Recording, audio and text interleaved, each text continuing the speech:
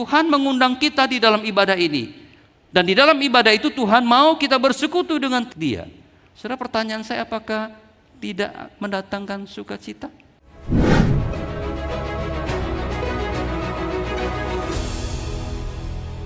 Selamat pagi Bapak Ibu, jemaat yang dikasihi Tuhan. Saya sangat senang berada di tengah-tengah Bapak Ibu semua. Dan sudah beberapa waktu, mungkin lebih dari 2-3 tahun kita tidak bertemu dan mendengarkan firman Tuhan.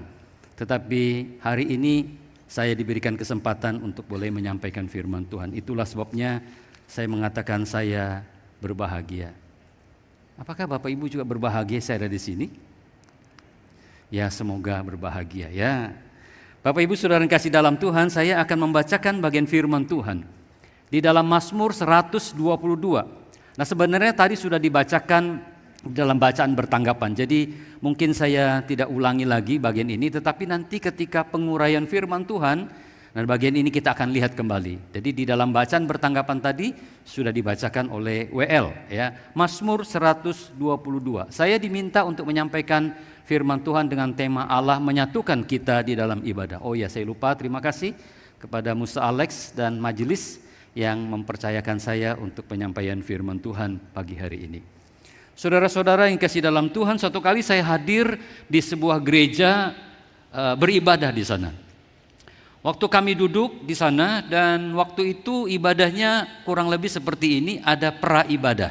Ya, tadi ada adik kita menyanyi, di sana ada satu paduan suara anak-anak muda menyanyi. Ya, di pra ibadah itu sebelum ibadah.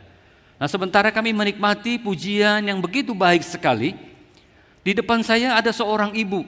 Ya, seorang ibu, saya perhatikan dia sedikit agak sibuk dengan Alkitabnya dan sibuk dengan renungan harian. Saya tidak tahu persis renungan harian apa yang dipakai.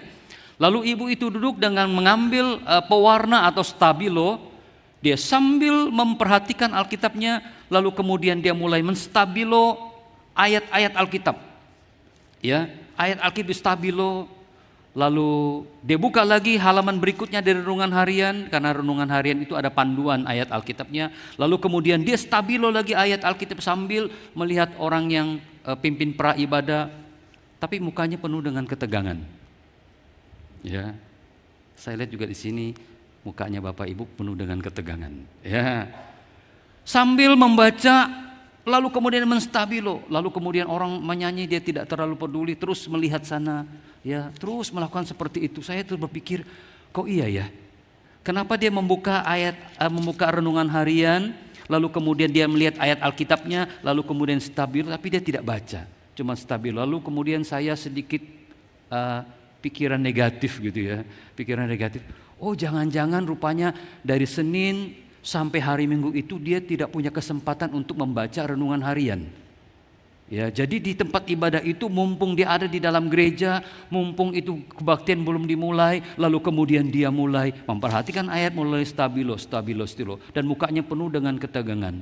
Lalu kemudian saya berpikiran negatif lagi. Oh, mungkin dia merasa bersalah karena ada renungan harian yang biasa dia baca, tetapi hari sepanjang minggu itu dia tidak punya kesempatan untuk membaca. Daripada saya merasa bersalah, lalu kemudian di dalam gereja itu dia sambil menstabilo. Ya, walaupun dia tidak baca ayat Alkitab, dia stabilo sampai ibadah dimulai. Dan yang saya merasa heran sekali adalah ketika ibadah dimulai, dia tetap melakukan kegiatan seperti itu.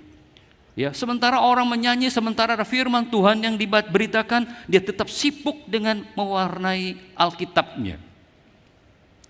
Saudara, menurut kita apakah tindakan seperti ini adalah tindakan yang berkenan kepada Allah?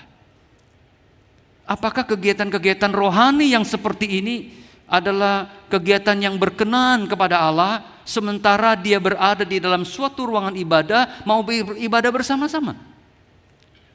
Bapak Ibu Saudara yang kasih dalam Tuhan, sesungguhnya Alkitab memberitahukan kepada kita bahwa ibadah itu adalah rancangan Tuhan dan kehendak Tuhan. Jadi tidak pernah ada orang yang bisa merancangkan ibadah buat diri sendiri, termasuk gereja. Sebab pada awalnya bahwa gereja atau ibadah itu adalah rancangan Tuhan, kehendak Tuhan. Alkitab memberitahukan kepada kita di dalam Keluaran 4 ayat 23, sebab itu aku berfirman kepadamu, biarkan anakku itu pergi supaya ia beribadah kepadaku. Jadi saudara, inisiatif agar umat Allah itu bisa beribadah sebenarnya adalah rancangan Tuhan. Ya. Adalah rancangan Tuhan, adalah kehendak Tuhan. Kalau kita membaca kembali di dalam Keluaran pasal 7 ayat 16 berkata demikian. Dan katakanlah kepadanya, Tuhan Allah orang Ibrani telah mengutus aku kepadamu untuk mengatakan, biarkanlah umatku pergi supaya mereka beribadah kepadaku di padang gurun. Jadi saudara, kalau kita melihat bahwa ibadah itu adalah rancangan Tuhan, desain Tuhan, maksud Tuhan, dan itu adalah kehendak Tuhan supaya umatnya bisa beribadah kepada Tuhan. Banyak sekali kita melihat bahwa ada orang mengupayakan ibadah buat dirinya sendiri. Seolah-olah kalau dia berada di dalam ruangan gereja membaca Alkitab, lalu kemudian menstabilo Alkitab, lalu kemudian duduk, lalu mulutnya kumat kamit, lalu kemudian dia mengangkat tangan dan segala macam aktivitas dalam gereja. Seolah-olah dia sedang membuat suatu ibadah supaya Allah itu berkenan kepada dia. Bapak Ibu Saudara kasih dalam Tuhan, selalu kita diingatkan kembali bahwa ibadah itu adalah rancangan Tuhan. Tuhan mau umatnya beribadah. Di dalam bahasa WL tadi, Tuhan mengundang kita untuk datang di dalam ibadah. Manusia berdosa tidak punya keinginan untuk menghampiri Tuhan. Manusia berdosa tidak punya keinginan untuk datang kepada Tuhan. Saya berpikir saudara, kalau seandainya di kalender kita tidak ada namanya hari Minggu untuk umat Kristen atau umat Allah beribadah, apakah orang akan datang beribadah? Bukankah kita menemukan bahwa justru pada tanggal-tanggal merah seperti ini paling enak ya untuk kita bisa santai sejenak, ya, meninggalkan segala kesibukan kita, pergi bersama dengan keluarga kita daripada ngumpul di dalam ruangan seperti ini untuk beribadah. Banyak orang berpikiran bahwa saya merancang ibadah untuk diriku sendiri. Saudara kasih dalam Tuhan, ketika umat Allah berada di perbudakan, apakah selama di perbudakan itu umat Tuhan bisa beribadah kepada Tuhan? Ketika orang-orang Israel ditawan di Mesir, apakah mereka bisa beribadah kepada Tuhan? Kita tidak menemukan mungkin di dalam Alkitab yang memberitahukan umat Allah itu beribadah kalau kita membaca Alkitab. Kemungkinan besar sangat dibatasi. Kemungkinan besar mungkin tidak ada izin untuk mereka beribadah. Semuanya diperas dan disibukkan dengan kegiatan-kegiatan supaya mereka melupakan Tuhan. Bukankah dunia sekarang merancangkan seperti itu buat kita? Kita disibukkan dengan berbagai-bagai kegiatan-kegiatan kita supaya kita tidak ingat bahwa ada waktu untuk kita harus beribadah kepada Tuhan. Kalaupun ada waktu untuk beribadah, seberapa banyak dari sekian hari yang Tuhan siapkan atau berikan kepada kita dipakai untuk beribadah kepada Tuhan? Adik kecil kita menyanyi 1 jam saja tidak cukup. Kita merasa bahwa 1,5 jam kita berada dalam ruangan gereja itu sudah cukup buat kita. Bapak Ibu Saudara yang kasih dalam Tuhan, kalaupun umat Allah mendapatkan izin beribadah, apakah mereka bisa beribadah dengan sukacita? Kalaupun ada restu dari Raja Mesir, apakah mereka akan bisa beribadah dengan sukacita? Kalau ada restu dari pemerintah kita untuk kita bebas beribadah, apakah kita juga bisa beribadah dengan sukacita? Bukankah hari-hari gini kita sekarang ini sudah dikusutkan pikiran kita dengan berbagai-bagai hal? Pribadi kita, keluarga kita, bisnis kita, usaha kita, relasi kita dengan sesama kita. Jadi betapa sulitnya orang-orang bisa datang ke rumah Tuhan dalam kondisi seperti sekarang ini untuk bisa bersukacita di dalam ibadah. Saudara, bersukacita enggak ada di rumah Tuhan? Saudara, hari ini kita betulkah bersukacita ketika kita ada di rumah Tuhan? Jangan-jangan kita masih dipikirkan, dikusutkan pikiran kita, ini perang Teluk kapan berakhir? Selat Hormuz kapan dibuka, ya, supaya minyak itu bisa didistribusikan ke dunia, supaya kita tidak usah membeli dolar yang sekarang mencapai 17.800 sekian, bahkan pernah menjadi 18.000. Orang sudah mulai gelisah. Ya, yang invest emas mulai menghitung emas ini bisa naik atau turun. Ketika invest emas ternyata emas turun, hati penuh dengan gelisah. Ya, bukankah sekarang kita melihat bahwa harga plastik itu naik? Bagaimana usaha saya? Ya, yang pakai plastik itu loh. Saya pergi ke sebuah toko, tanya beli plastik. Belum saya beli, dia bilang, Pak, plastiknya sudah naik Pak ya. Saya belum tanya itu loh, plastik naik atau tidak. Saya tanya, plastik sudah naik loh Pak. Dari 30.000 menjadi 36.000. Saya beli satu bundel kecil. Saya berpikir bagaimana mereka yang bisnis yang pakai plastik, belinya itu mungkin kilo-kiloan banyak-banyak. Mau kasih naik, tidak ada pembeli. Tidak dikasih naik, tidak bisa ada cuan. Saudara, hari ini, hari-hari gini, saudara, bisa enggak kita bisa beribadah dengan sukacita? Kita diberikan kebebasan untuk beribadah seperti sekarang. Tapi apakah bisa beribadah dengan sukacita? Saudara, umat Allah di tengah-tengah kesulitan itu, bisakah mereka beribadah dengan sukacita? Saya tidak yakin, saudara, bahwa mereka bisa beribadah seperti saudara dan saya hari ini bisa beribadah dengan sukacita. Bapak Ibu saudara yang kasih dalam Tuhan, kalau kita membaca di dalam kitab Mazmur 122 yang dibacakan oleh WL tadi, di dalam ayat yang pertama berkata demikian, nyanyikanlah nyanyian ziarah Daud, aku bersuka cita ketika dikatakan kepadaku, mari kita pergi ke rumah Tuhan. Saudara yang dikasih dalam Tuhan, Daud bisa bersuka cita ketika dia diajak pergi ke rumah Tuhan. Karena di rumah Tuhan, Daud bisa bersekutu dengan Tuhan. Saudara yang kasih dalam Tuhan, Daud diundang datang ke rumah Tuhan, ke Yerusalem itu. Di hatinya penuh dengan sukacita, bukan karena yang lain, oleh karena dia bisa bersekutu dengan Tuhan. Saudara, bersekutu dengan Tuhan inilah yang mengalahkan segala ketakutan, kekhawatiran, kegelisahan di dalam hidup kita. Kalau saudara tahu, saudara hari ini diundang datang ke rumah Tuhan seperti ini, dan di dalam konsep pikiran saudara bahwa saudara diundang dalam rangka untuk bersekutu dengan Tuhan. Jadi ingat, Tuhan mengundang kita di dalam ibadah ini. Dan di dalam ibadah itu Tuhan mau kita bersekutu dengan Dia. Saudara, pertanyaan saya, apakah tidak mendatangkan sukacita? Apakah tidak mendatangkan sukacita? Saudara yang kasih dalam Tuhan, jadi hari ini Tuhan mengingatkan kembali kepada kita bahwa sesungguhnya kita dipanggil, diundang untuk masuk ke dalam persekutuan dengan Tuhan, dan itu pasti mendatangkan sukacita. Kalau saudara hari ini diundang untuk datang masuk ke dalam satu persekutuan dengan Tuhan, pastikan itu bahwa itu akan mendatangkan sukacita. Kalau tidak, maka ada sesuatu yang ada di dalam diri kita yang menghalangi sukacita itu. Mungkin motivasi salah kita, mungkin dosa-dosa kita, mungkin kita tidak dengan serius, tidak mempersiapkan diri dengan serius untuk datang kepada Tuhan. Daud mengatakan, aku bersuka cita ketika orang mengatakan, mari kita pergi ke rumah Tuhan.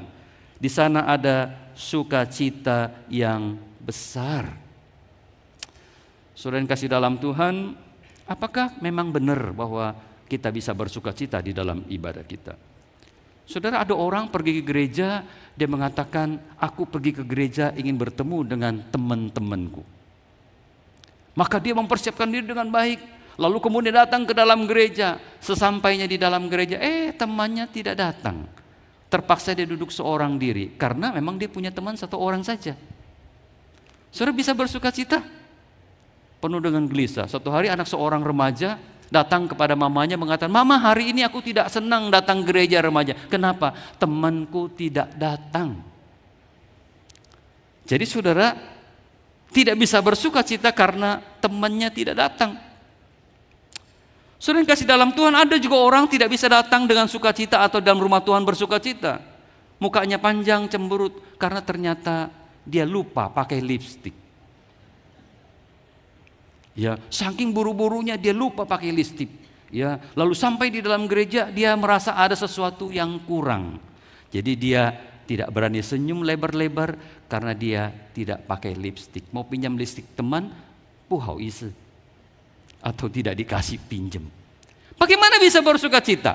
Ya, lupa dia. Ada yang lupa pakai parfum. Ya, jadi dia lupa pakai parfum. Dia biasa bawa parfum. Hari ini dia lupa. Aku juga lupa pakai parfum. Aku mau semprot parfum dulu. Baru nyaman rasanya. Ya, karena apa? Pakai parfum. Ya, dia lupa pakai parfum. Hatinya penuh dengan gelisah. Jangan-jangan nanti di sebelahku ini merasa terganggu dengan badanku yang tidak enak baunya. Lupa pakai parfum. Saudara bisa bersuka cita? Sulit juga bersuka cita. Ada orang yang datang gereja, lalu kemudian para penyambut di depan yang sudah cantik-cantik itu, lalu begitu dia masuk, si penyambut tanpa bijaksana mengatakan, tumben hari ini kau datang tidak terlambat. Saudara, tumben hari ini kau datang tidak terlambat. Saudara, hatinya penuh dengan gelisah dan kecewa. Kok bisanya penyambut itu bilang tumben? Tumben itu artinya istilahnya apa ya? Kok bisa ya? Selama ini kan kau terlambat, kau ini kau tidak terlambat. Hatinya kehilangan sukacita. Ada orang datang ke dalam gereja, dari masuk, duduk, mendengarkan firman Tuhan, pulang, tidak ada satupun orang yang temani dia bicara. Dia merasa seperti orang asing di rumahnya sendiri. Hatinya tidak bersuka cita. Itu sebabnya Bapak Ibu, kalau datang gereja, mari kita saling menyapa satu dengan yang lain, supaya dia tidak merasa orang asing di rumahnya sendiri.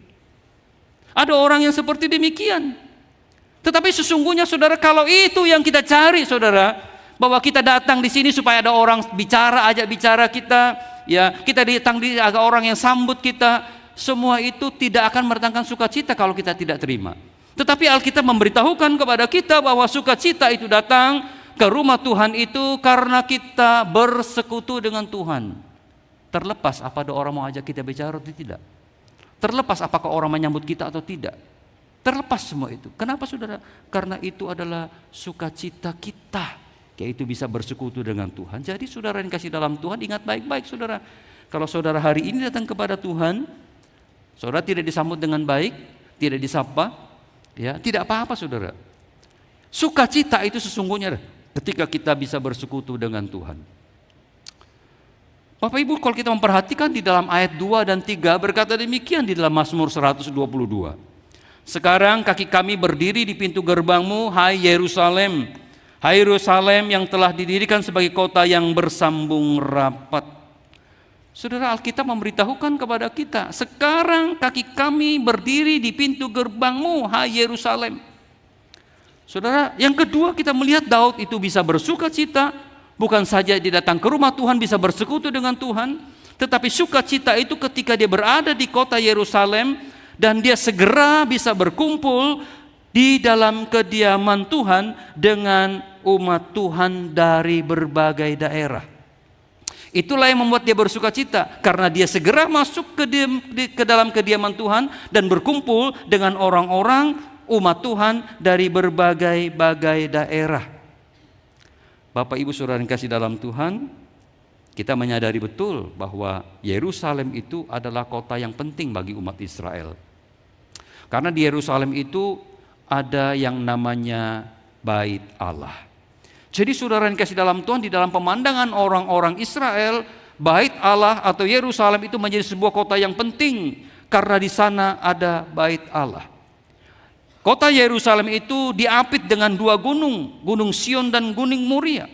Walaupun kita melihat Israel kuno itu hanya 12,5 hektar saja, ya, tetapi itu menjadi sebuah kebanggaan bagi orang-orang Israel.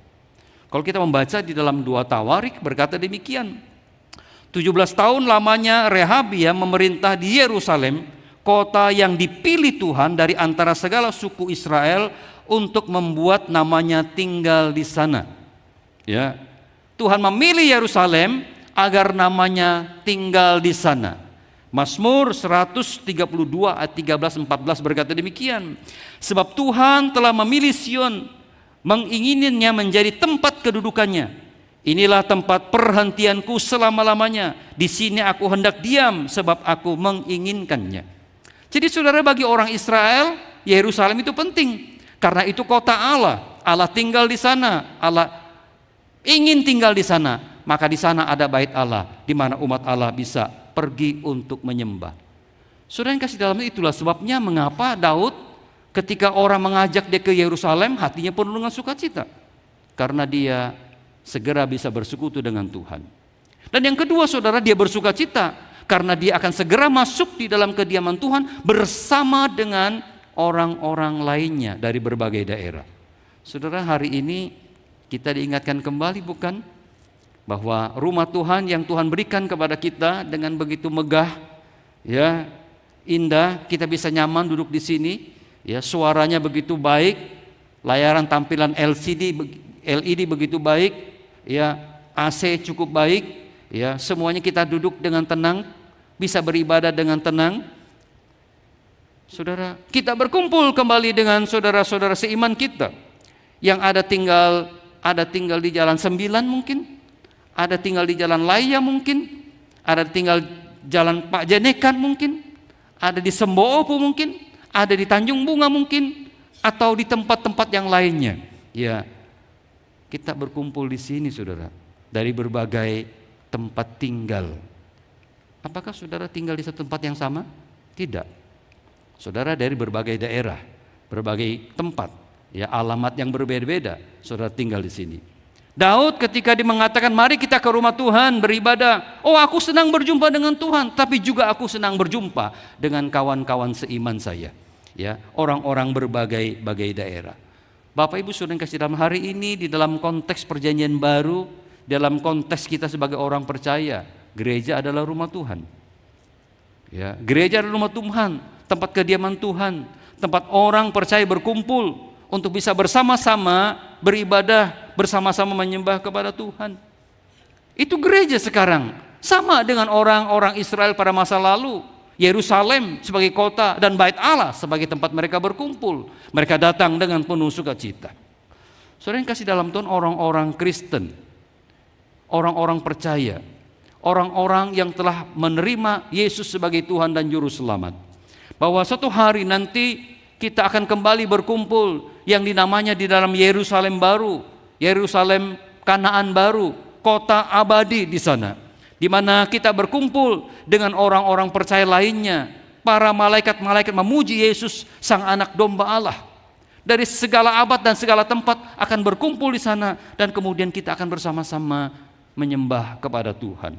Saudara, kita ingat sekali bahwa hari ini kalau kita bisa beribadah di tempat ini hanyalah sebuah gambaran kecil dari satu anugerah Tuhan yang diberikan kepada setiap kita yang percaya kepada Tuhan, bahwa suatu hari nanti kita akan berada di Yerusalem baru, Kanaan baru, Yerusalem baru, kota abadi. Kita akan berkumpul bukan hanya dengan sekelompok kecil kita di sini, ya, tapi akan berkumpul dengan sekelompok besar orang-orang dari berbagai daerah, berbagai negara yang telah meninggalkan kita lebih dahulu, yang akan lebih dahulu sampai kepada Tuhan. Kita akan kumpul bersama-sama di sana untuk menikmati. Ini hanya sebagian kecil dari cicipan itu, saudara. Bapak Ibu saudara yang kasih dalam Tuhan, kalau kita membaca di dalam kitab Ibrani pasal 12 ayat 22 berkata demikian, tetapi kamu sudah datang ke Bukit Sion, ke kota Allah yang hidup, Yerusalem sorgawi, dan kepada beribu-ribu malaikat untuk kumpul, untuk suatu kumpulan yang meriah. Wahyu 22 ayat 3 berkata demikian, maka tidak akan ada lagi laknat, tahta Allah dan tahta Anak Domba akan ada di dalamnya, dan hamba-hambanya akan beribadah kepadanya. Di mana saudara? Di Yerusalem baru, di Kanaan baru, ya, kota surgawi, kota abadi. Saudara yang kasih dalam Tuhan, hari ini kalau Daud mengatakan aku bersuka cita datang ke Yerusalem karena aku bisa berkumpul di kediaman Allah, berkumpul dengan suku-suku yang lain, bangsa-bangsa yang lain. Saudara, hari ini dalam konteks kita sebagai umat Allah, orang percaya berkumpul di gereja seperti ini, yang kita lihat ini begitu megah. Saudara, maaf sekali saudara, kalau dibandingkan dengan Yerusalem baru, tidak ada apa-apanya. Mungkin saudara, orang-orang di kota Makassar mengatakan begitu masuk di GKKA, mereka mengatakan begitu kagum sekali dengan segala fasilitas yang ada. Tapi maaf sekali saudara, ini kecil sekali dibandingkan dengan Yerusalem baru, ya, kota abadi, surga yang mulia. Saudara yang kasih dalam Tuhan, itulah sebabnya saudara, hari ini kita diingatkan kembali Kalau kita bisa berada di rumah Tuhan seperti ini, kita bisa beribadah di tempat ini, saudara, ini adalah sebagian kecil yang bisa kita nikmati dan akan lebih besar ketika kita pulang kembali ke rumah Bapa di surga. Dan itu mengingatkan kembali kepada kita bagaimana respon kita terhadap setiap ibadah yang disediakan di tempat ini. Itu sangat menentukan bagaimana kita merespon setiap ibadah yang kita nikmati bersama. Saudara, akan adakah sukacita itu di dalam hidup kita? Ya. Atau mungkin kalau kita datang beribadah di tempat ini, kita justru tidak mempunyai respon apa-apa. Yang penting saya tidak dihukum Tuhan, yang penting saya tidak merasa berdosa, bersalah. Ya, pokoknya hadir di sini, setelah itu pulang. Ada kemajuan, tidak ada kemajuan, itu urusan belakang. Ya, yang penting hari Minggu saya sudah setor muka untuk Tuhan. Ya. Kalau saya tidak setor muka untuk Tuhan, hatiku penuh dengan kesalahan dan merasa berdosa, saudara. Hilanglah sukacita itu bagi kita. Saudara, kekeliruan besar, saudara. Kekeliruan besar. Ini adalah modal kita untuk kita bisa beribadah di kemudian hari. Suatu hari saya datang ke sebuah gereja. Ya. Lalu kemudian kami ibadah dan maaf sekali bahwa suami istri tanda petik suka datang terlambat. Ya. Datang terlambat, ibadah sudah mulai, dia datang. Duduk agak ke depan. Setelah begitu duduk di sana, saudara, begitu duduk, saudara, sementara orang memuji nama Tuhan, maaf ya saudara, dia sibuk dengan alat komunikasinya, HP-nya. Terus HP-nya dimain-maini. Ya, saya merasa ini mau ibadah atau apa ya? Kok HP-nya dimainin terus? Mungkin ya karena dia orang bisnisnya, mungkin banyak sekali orderan masuk. Ya mungkin ya, jadi positive thinking sekarang, orderan banyak masuk. HP-nya gini, ya sementara orang menyanyi HP-nya, sementara firman Tuhan HP-nya. Saudara tahu tidak? Begitu Pak Pendeta sudah berdiat semimbar, ya segera mau doksologi doa berkat, saudara masih HP-an. Masih HP-an saudara. Ya, kami mengundang jemaat untuk berdiri, kita akan masuk doa berkat, dia masih HP-an. Ya, sudah pendeta angkat tangan, baru dia simpan HP-nya, baru dia mendapatkan berkat Tuhan. Saya pikir-pikir, beginikah respon sesungguhnya di dalam suatu ibadah? Yang menjadi modal kita untuk nantinya kita bisa berjumpa dengan Tuhan, beribadah kepada Tuhan. Inikah cara kita menghormati ibadah itu? Bapak Ibu saudara kasih dalam Tuhan, respon kita terhadap ibadah hari ini, ya, itu memberikan satu gambaran kepada kita bagaimana kita punya respon ketika kita bertemu dengan Tuhan nanti. Itulah saudara kasih dalam Tuhan, hari ini Tuhan mengingatkan kembali kepada kita. Kalau Tuhan mengundang kita untuk masuk dalam ibadah, kita bisa punya komunikasi dengan Tuhan dalam suatu persekutuan atau sebuah relasi dengan Tuhan karena Tuhan membukakan jalan bagi kita karena Kristus telah mati bagi kita.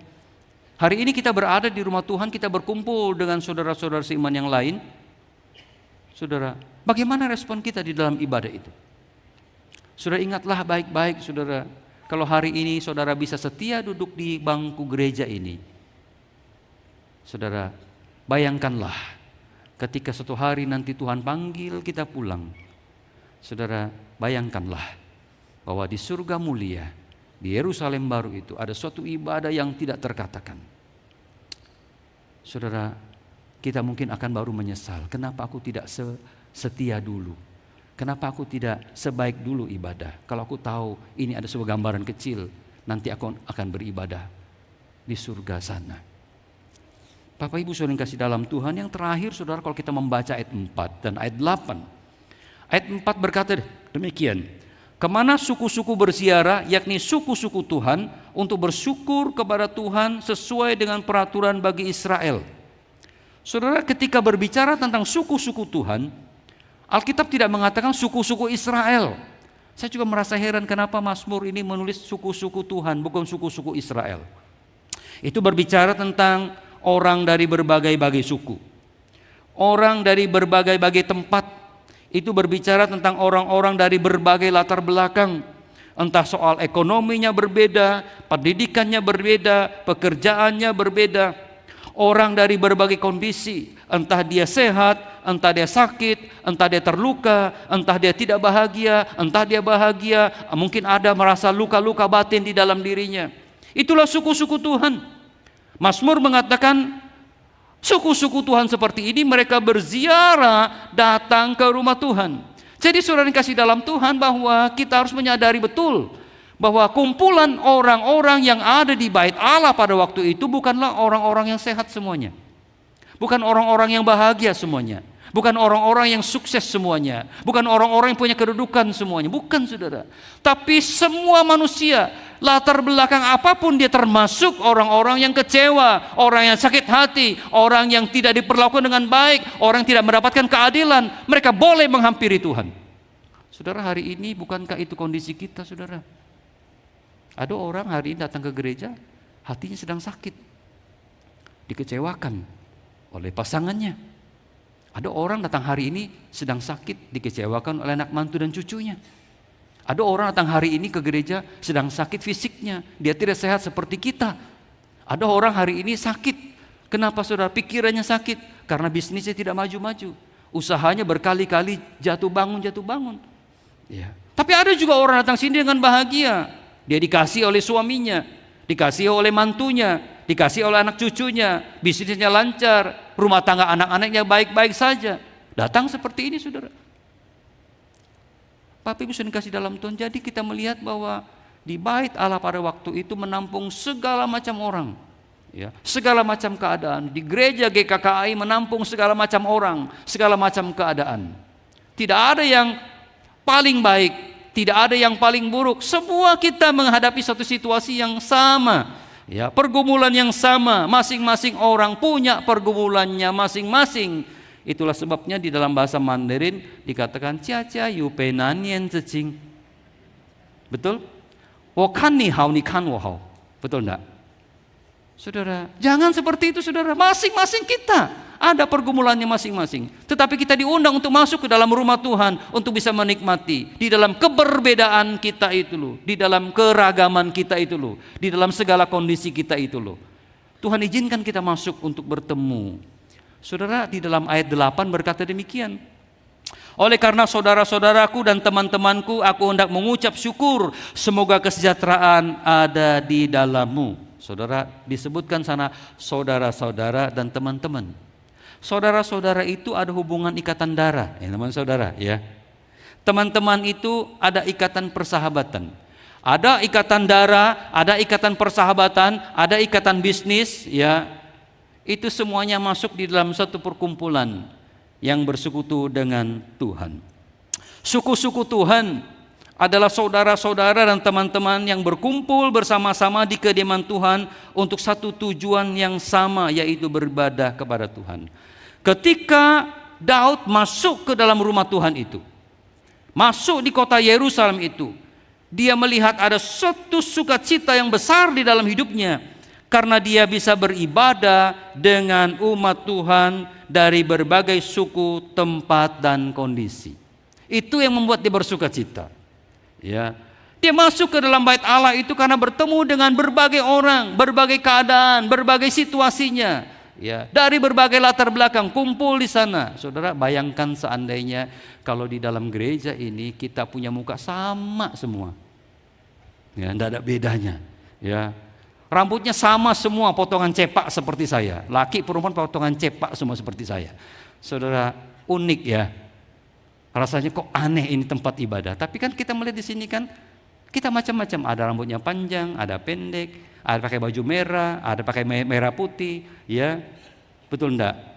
Ada yang pakai kacamata, ada yang tidak pakai kacamata, ada yang tersenyum, ada yang cemberut, ya. Ada duduk dengan santai, ada duduk dengan tegang. Betul enggak? Semua kumpul di sini, saudara. Kita sebenarnya diingatkan kembali bahwa saudara kita adalah saudara di dalam Kristus. Dan kita adalah sahabat di dalam persekutuan kita. Itulah yang membuat Daud itu bersukacita. Bukan saja dia bisa bersekutu dengan Tuhan, bukan saja dia bisa masuk ke dalam kediaman Tuhan bersama dengan orang-orang yang lainnya, tapi dia bersama-sama dengan segala orang dari segala abad. Ya, bisa berkumpul bersama-sama dengan dia untuk beribadah kepada Tuhan. Bapak Ibu saudara yang kasih dalam Tuhan, bagi orang Kristen perjanjian baru, bagi orang Kristen masa kini, saudara saya, kita adalah saudara-saudara karena terhubung oleh darah Kristus. Kita adalah teman-teman karena kita terhubung dalam persekutuan, dalam komunitas Kristus, dan kita adalah satu tubuh di dalam Kristus. Kita adalah satu tubuh di dalam Kristus sekalipun kita berbeda-beda, karena Kristus yang telah mempersatukan kita. Galatia 3 ayat 24 berkata, dalam hal ini tidak ada orang Yahudi, orang Yunani, tidak ada orang hamba, tidak ada orang merdeka, tidak ada laki-laki, tidak ada perempuan, karena kita semua adalah satu di dalam Kristus. Ingatlah baik-baik saudara, kita di sini berkumpul bersama-sama. Ada orang-orang yang tadinya sakit, ya, ada yang sehat, ada yang punya kedudukan, ada yang tidak punya kedudukan. Ada yang sedang bisnisnya lancar, ada yang tidak lancar, ada yang hari ini datang karena kekecewaan, ada datang ini dengan sukacita, bermacam-macam kita kumpul di sini. Ada yang Chinese, ada yang bukan Chinese, ya, ada yang bisa Mandarin, tidak bisa Mandarin, ada yang bisa bahasa Indonesia, ada yang tidak bisa bahasa Indonesia. Saudara, kita kumpul di sini. Ingatlah bahwa kita adalah satu di dalam Kristus. Itulah sebabnya saudara, kalau kita baca dalam Mazmur ini, di sana ada meja Daud. Di sana ada keadilan Allah ditegakkan. Di dalam gereja harus ada keadilan yang ditegakkan. Tidak ada boleh diskriminasi satu dengan yang lain. Terlepas dia punya kedudukan atau tidak, termasuk dia punya uang atau tidak, termasuk dia punya jabatan atau tidak, pelayan atau tidak. Tidak ada boleh diskriminatif. Sebab kita di sini adalah satu tubuh Kristus. Kita semua bersama-sama sedang beribadah kepada Tuhan. Ini yang harus kita jaga baik-baik di dalam gereja. Bapak Ibu saudara yang kasih dalam Tuhan, karena ini cerminan kita. Ke depan kita akan kumpul bukan hanya dengan orang Chinese, tapi dengan suku bangsa di Yerusalem baru. Di sana sama sekali tidak ada diskriminatif. Itulah sebabnya saudara, kita diingatkan kembali saudara, bahwa kita adalah satu tubuh di dalam Kristus. Memang saudara, dalam perjalanan ini mungkin kita pernah kecewa, pernah sakit hati, pernah tidak dihargai dan segala macam. Tapi kita diingatkan kembali bahwa kita adalah satu di dalam Kristus. Mari sama-sama kita beribadah dengan satu tujuan, bahwa kita ada satu di dalam Kristus. Saudara yang kasih dalam, yang terakhir semua adalah bahwa kita ingat ketika kita beribadah sebagai satu tubuh Kristus, yang harus ada di dalam ibadah Kristen atau ibadah kita hari ini. Kalau kita baca kembali di dalam Mazmur, di dalam ayat 4 bagian A berkata, bersyukur dan memuliakan Tuhan. Di dalam ibadah seperti ini harus ada ucapan syukur dan memuliakan nama Tuhan. Belajar firman Tuhan. Di dalam bacaan kita ada ketetapan dan hukum-hukum Tuhan. Di gereja ini harus ada belajar firman Tuhan. Saya sangat senang sekali bahwa pemimpin-pemimpin gereja sekarang memikirkan tentang grow, bertumbuh bersama. Harus ada belajar firman Tuhan, tapi jangan tunggu gereja yang menyiapkan sarana. Saudara dan saya, kita harus belajar firman Tuhan juga sendiri di rumah. Yang ketiga adalah belajar keadilan Tuhan dan menghadirkan keadilan Tuhan di dalam ayat yang kelima. Di gereja harus ada keadilan Tuhan dan menghadirkan kehadiran Tuhan, keadilan Tuhan. Ini perintah Tuhan. Jadi tidak ada boleh orang yang merasa didiskriminasikan di dalam gereja. Semua kita mempunyai hak yang sama di dalam ibadah, karena ini adalah gereja Tuhan dan tubuh Tuhan. Dan yang keempat adalah di dalam gereja harus ada doa bersama. Berdoa untuk kesejahteraan dan kedamaian kota, berdoa untuk kebahagiaan warga kota, berdoa untuk kesejahteraan kota, berdoa untuk kedamaian kota, berdoa untuk kedamaian kesejahteraan gereja, berdoa untuk warga gereja. Itulah sebabnya ibadah doa itu menjadi penting. Di sanalah kita berdoa untuk kesejahteraan kota, berdoa untuk kesejahteraan warga kota, berdoa untuk kesejahteraan gereja, berdoa untuk kesejahteraan warga gereja. Saudara, tanggung jawab kita semua di dalam satu tubuh Kristus. Kalau ada orang yang sedang berada dalam kesusahan, kita perlu mendukung dia di dalam doa-doa kita. Kalau ada orang yang membuka bisnis baru tapi bisnisnya tidak lancar, kita mendukung dia di dalam doa-doa kita. Itu tanggung jawab kita bersama sebagai satu tubuh di dalam Kristus. Kalau ada orang yang susah, itu menjadi kesusahan kita. Kalau ada orang senang, itu menjadi kesenangan kita, karena kita satu tubuh Kristus. Saudara yang kasih dalam Tuhan, firman Tuhan mengingatkan kembali bahwa semua yang kita lakukan itu pada akhirnya adalah untuk kebaikan gereja. Untuk kebaikan gereja. Kalau semua sejahtera, semua senang, semua happy, datang kebaktian dengan sukacita, bukankah gereja akan menjadi mercusuar Tuhan, ya, menjadi sarana Tuhan untuk memuliakan nama Tuhan? Tanggung jawab siapa? Tanggung jawab kita bersama. Bapak Ibu saudara kasih dalam Tuhan, saya ingin kita sama-sama menyanyikan lagu ini sebagai respon kita terhadap firman Tuhan.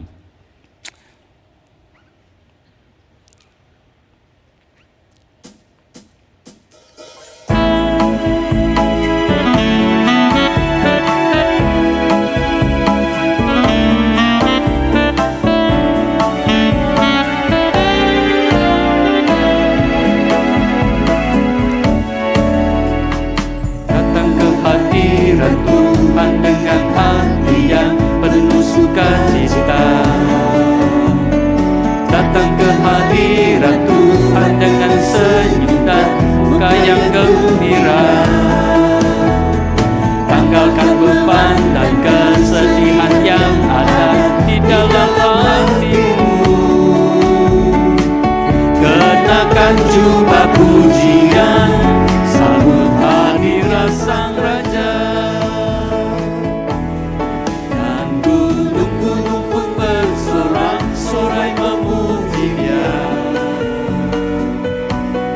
Dan pohon-pohon pun bertepuk tangan memuji Dia. Sekalian kita di sini berkumpul dan memuji Dia.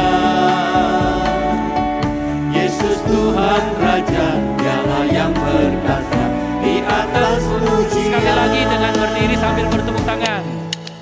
Sekali lagi.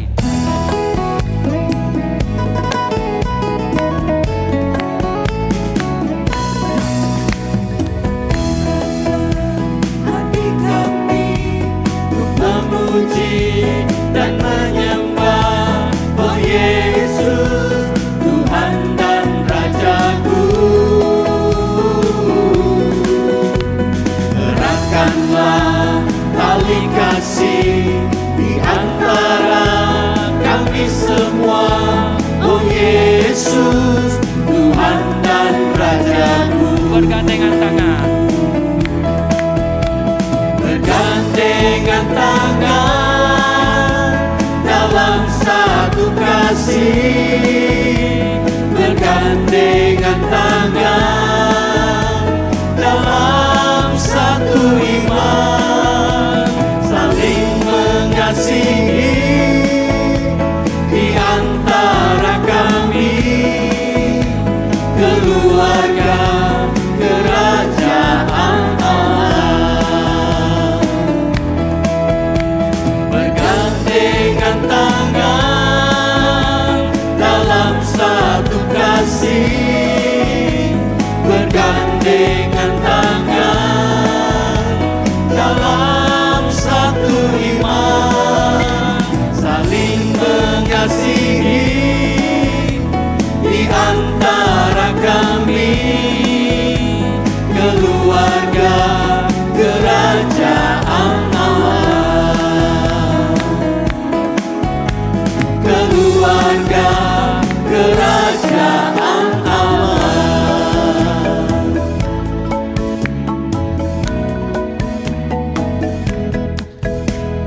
Bapak Ibu Saudara yang kasih dalam Tuhan, ingatlah ketika kita bisa datang ke rumah Tuhan, diundang Tuhan untuk dalam ibadah, ingatlah kita sedang bersekutu dengan Tuhan.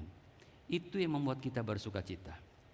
Ketika kita berada di dalam kediaman Tuhan, berkumpul dengan orang-orang yang berbeda dengan kita, itu sukacita kita. Ketika kita berkumpul di rumah Tuhan dan kita bisa beribadah bersama-sama dengan orang-orang yang berbeda dengan kita, itulah sukacita kita. Ingatlah bahwa kita adalah satu tubuh di dalam Kristus. Mari bersama-sama ketika kita beribadah bersama-sama, dan di sana kita melihat bagaimana sukacita itu turun di dalam kehidupan kita. Mari kita berdoa.